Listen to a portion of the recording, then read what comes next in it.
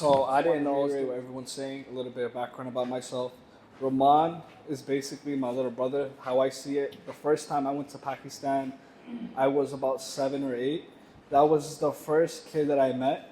We were a couple of years apart. I'm 26, he was 21. And for me, it's very emotional because that was my first friend. Like, that was my first little brother for me because I didn't have no little siblings.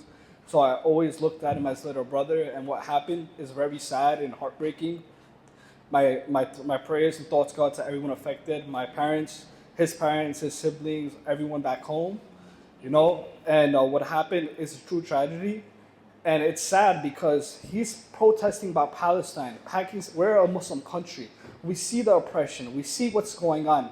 And the fact that we have one of our own people run him over while he's sleeping is such a tragedy, you know. And it's wrong what Pakistan's doing. They know what happened. We know how corrupt Pakistan is and everything. And they're covering it up. And it's like injustice on top of injustice. You guys think you guys are going to get away with this? You guys will not. Inshallah, Allah will show the true justice. Inshallah. Ameen.